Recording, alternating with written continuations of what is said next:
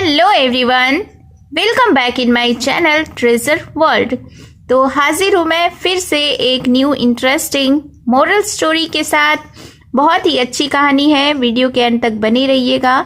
बहुत सारे new words आपको इस स्टोरी में मिलेंगे। इसके साथ ही आप इस स्टोरी को रीड करना और इंग्लिश वर्ड्स के करेक्ट प्रोनाउंसिएशन के बारे में भी जानेंगे।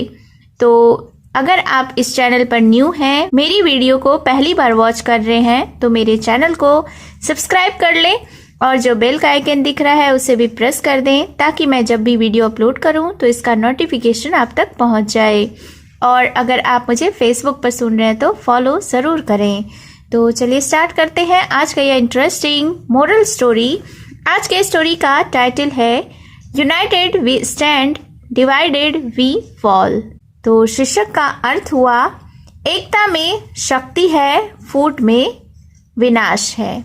यूनाइटेड यानी कि एकता, वी यानी कि हम, स्टैंड का अर्थ होता है खड़े रहना, यानी कि जब तक हम में एकता है तब तक हम खड़े हैं। डिवाइडेड यानी फूट, वी यानी कि हम, फॉल यानी कि गिरना। तो जब हम में फूट हो जाती है यानी सब बिखर जाते हैं तो हम टिक नहीं सकते, गिर जाते हैं। तो इस टाइटल का अर्थ हुआ कि एकता में शक्ति है, फूट में विनाश है। So let's begin the story. A father had a family of sons who were perpetually quarrelling among themselves. A father यानी कि एक पिता, हैड अ फैमिली, फैमिली यानी कि परिवार। तो हैड अ फैमिली यानी परिवार था, एक फैमिली था। अ फादर हैड अ फैमिली यानी एक पिता का एक परिवार था। ऑफ सन्स यानी कि बेटों का। हु वेयर जो थे। परपेचुअली यानी कि हमेशा या लगातार। क्वेरलिंग, क्वेरल का अर्थ होता है झगड़ा करना, क्वेरलिंग यानी झगड़ते हुए। अमोंग यानी कि के बीच। देमसेल्व्स यानी कि आपस में। तो इस सेंटेंस का अर्थ हुआ कि एक पिता का एक परिवार था जिसके बेटे हमेशा आपस में झगड़ते रहते थे। When he failed to heal their disputes by his exhortations, he determined to give them a practical illustration of the evils of disunion. When यानी कि जब, he failed, failed यानी कि असफल हुए। to heal, heal का अर्थ होता है सुलझाना। to heal यानी कि सुलझाने में या ठीक करने में। their यानी उनके, disputes यानी कि विवाद या झगड़ा, by यानी के द्वारा, his यानी कि उसके, exhortation यानी कि नसीहतें, समझावश या उपदेश। he determined, he यानी कि वह, determined यानी कि निश्चय किया या ठान लिया। to give देने का। them यानी कि उन्हें। a यानी एक। practical, प्रैक्टिकल का अर्थ होता है प्रशिक्षण करने का, इल्यूस्ट्रेशन यानी कि उदाहरण। ऑफ द एविल्स, ऑफ यानी का, एविल्स यानी बुराइयां या नुकसान। ऑफ यानी का। डिसयूनियन, डिसयूनियन का अर्थ होता है फूट या अलगान या एकता की कमी। तो इस सेंटेंस को समझते हैं कि when he failed to heal their disputes by his exhortations, यानी कि जब अपनी सारी नसीहतों और समझावश के बावजूद वह उनके झगड़े खत्म नहीं कर पाया। he determined to give them a practical illustration of the evils of disunion, यानी कि उसने उन्हें फूट की बुराइयों का एक व्यवहारिक उदाहरण देने का निश्चय किया। For this purpose, he one day told them to bring a bundle of sticks. For this purpose, for का अर्थ होता है के लिए, दिस यानी कि इस, पर्पस यानी कि उद्देश्य।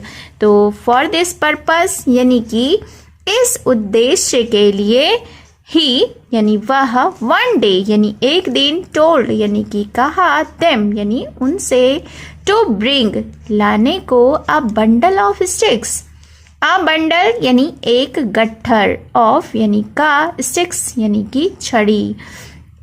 तो for this purpose he one day told them to bring a bundle of sticks, यानी कि इस उद्देश्य के लिए उसने एक दिन उनसे लकड़ियों का एक गट्ठर लाने को कहा।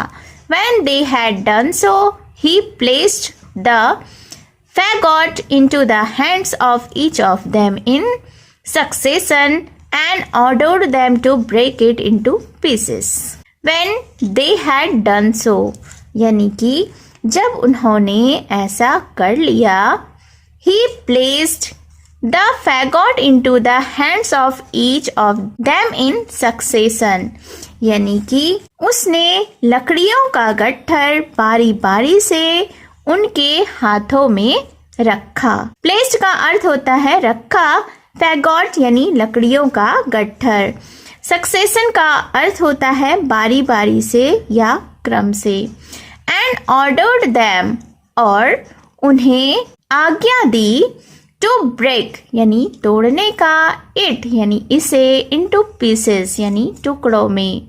तो इस सेंटेंस को फिर से एक बार समझते हैं कि जब उसने लकड़ियों का एक गट्ठर बारी बारी से उनके हाथों में रखा और उन्हें आदेश दिया कि वे उन्हें तोड़े। They tried with all their strength and were not able to do it. They tried, they यानी कि वे, ट्राइड यानी कोशिश की, with all their strength, strength यानी कि ताकत, विथ ऑल देयर स्ट्रेंथ यानी कि अपनी पूरी ताकत से, and were not able to do it, and यानी और, वेयर यानी थे, नॉट एबल, नॉट यानी कि नहीं, एबल का अर्थ होता है सक्षम होना, नॉट एबल यानी कि सक्षम नहीं थे, टू डू इट ऐसा करने में।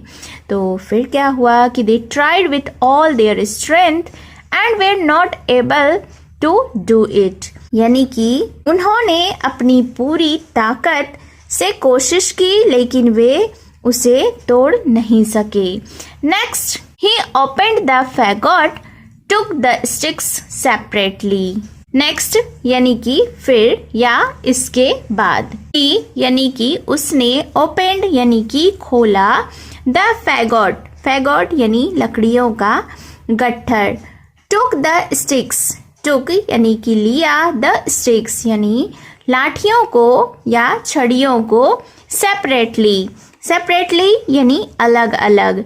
तो फिर क्या हुआ कि फिर यानी इसके बाद उसने लकड़ियों को खोला और फिर उसने लकड़ियों का गट्ठर खोला और लकड़ियों को अलग अलग लिया, one by one and again, but put them into his sons hands which they broke easily.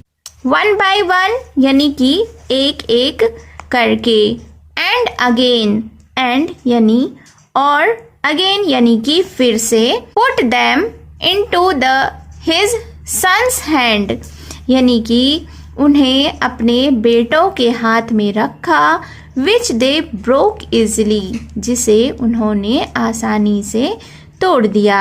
तो यहाँ से समझते हैं कि एक एक करके उसने फिर से अपने बेटों के हाथ में रखा जिसे आसानी से तोड़ दिया। He then addressed them in these words, My sons, if you are of one mind and unite to assist one and other, you will be as this faggot, uninjured by all the attempts of your enemies. But if you are divided among yourselves, you will be broken as easily as these sticks.